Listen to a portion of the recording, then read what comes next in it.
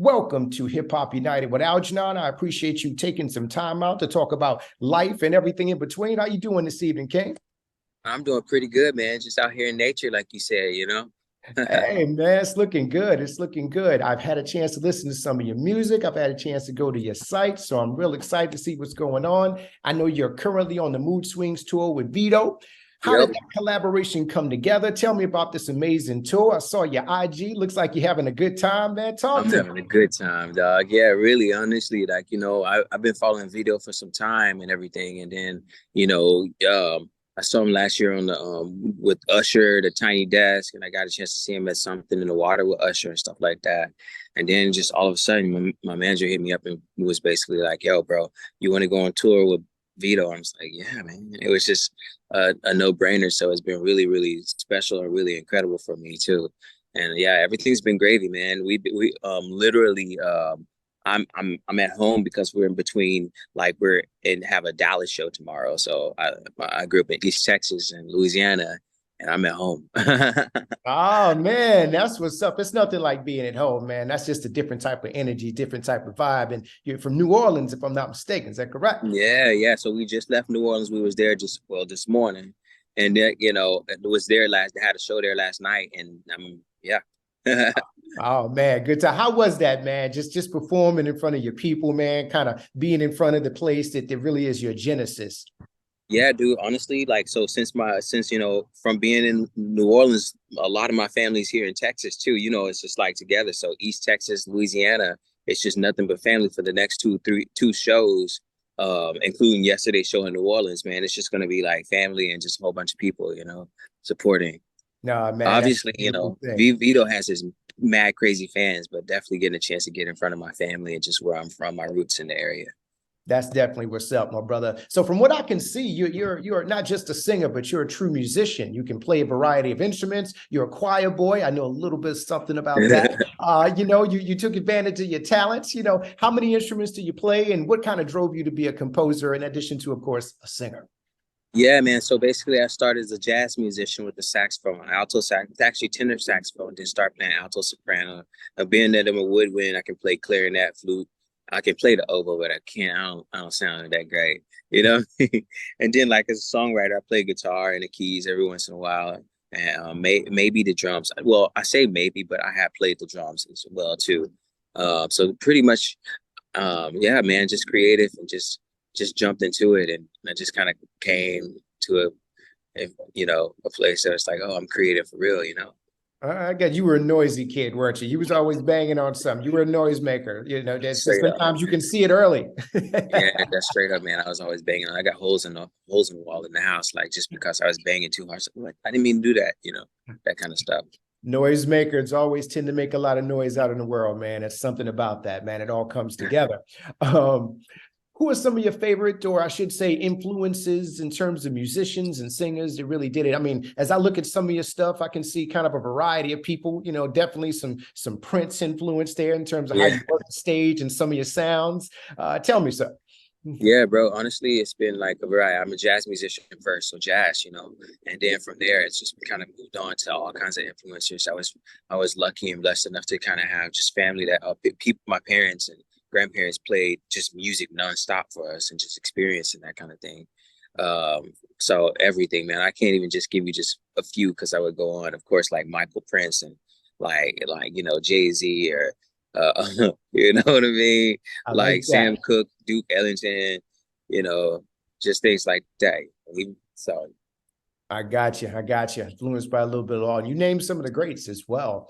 Tell me about the AT&T Dream in Black opportunity you're part of. Because I mean, as if you didn't have enough talents that you wanted to give the world in terms of your voice or your songwriting and yeah, composition skills. You decided you want to now make films, man. Tell me about that.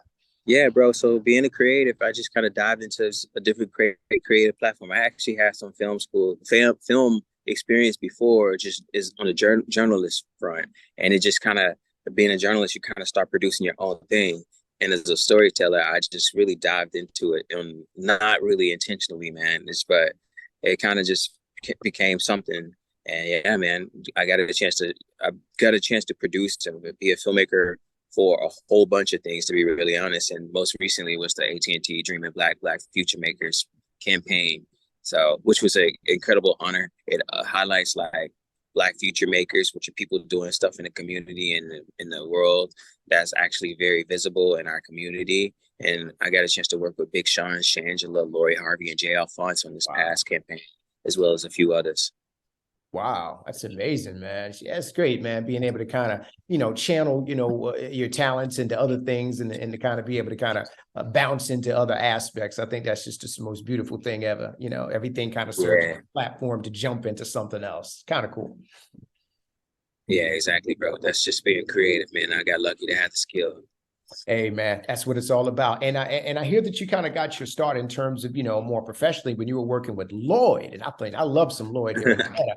Tell me about that journey and just in general, how you kind of went from that to now being an independent artist. Honestly, so we did some group stuff and I was working with the same teams and stuff like that. And it just kind of happened. Louisiana was being young kids and stuff like that. Went to Atlanta and did things there. And, I mean, I looked at all this stuff as just like boot camp experience of just doing stuff, you know what I mean, as a musician. And then jump into studios, understanding how that goes, like learning how to perform. It was kind of one of those things. So, yeah, man. Yeah, man. Love some Lloyd, man. Every time we do it. My wife's a big fan of him, too. He's great, too. Now, let's talk about these singles, man. We got Ways and we got Bullshit. I was just rocking the bullshit on that one. That one caught me right there. I kept that one on repeat. I'm like, who is this man talking about? Somebody, he is in his feelings about something. He is not taking any problems. It's not going to be any issues. Let's talk about these singles. How did they come together, man? Let's talk about the visuals. Let's talk about these singles, man. Yo, so honestly, I just kind of in a place where I just always written like what's really on my mind, but I got away a little bit more this time by journaling it, and pretty much just being able to put out what I was going through. So Bullshit is I wrote about a past relationship through this whole new music, era for me, and Bullshit is like the climax of it, and I just literally wrote that in 15 minutes. I don't even know if I was mad or if I was just kind of didn't know how to say it. So I just put it on paper.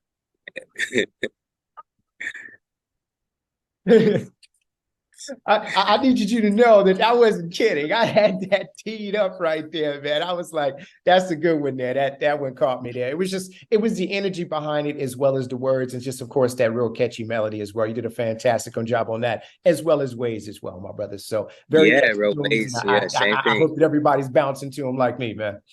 Hell yeah, man. Me too. I really do. I'm really get some good reception with those songs, and especially Bullshit. So I know that I got to a place where people are like, I've been wanting to say that too. So yeah.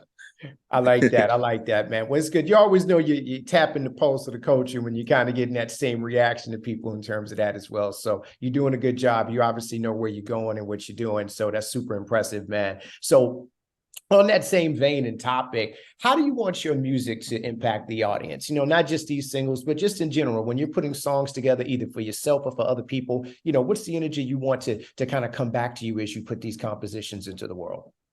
You know what? I actually am inspired by people and other people's stories and stuff.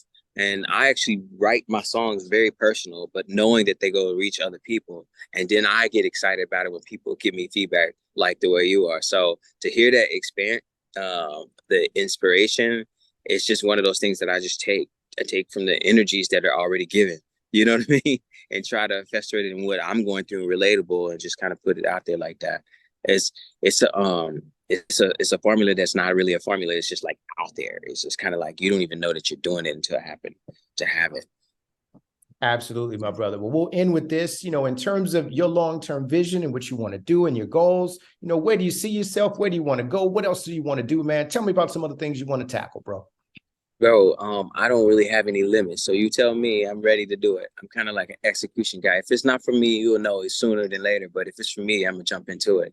So I know that I'll have new music coming out. I'm just gonna continue to be on that same page with Bullshit. So just to hear what the fans have to say. And then, I'm working still on some film stuff that will get announced sooner than later. And yeah, man, I'm finishing up this tour and gonna rock out of some festivals, some different spot dates until I jump on another one and keep it grinding. So y'all can follow me, man. Keithian, and check out all my music on my socials and the DSP, Spotify, Apple Music, YouTube, etc. All of that. My brother, definitely just appreciate you coming on, sharing your energy and your passion. I like a lot of what I'm hearing. I'm definitely going to keep it moving. I'm definitely going to continue streaming and spreading the gospel of what you're doing out there. Make sure you stay safe out there in those streets. We appreciate you hanging out with us on Hip Hop United. We'll get everything posted and out there for you. Stay safe. Do your thing. We appreciate you. Love your time. Take care. All right. Peace, dog. Thank you so much, man.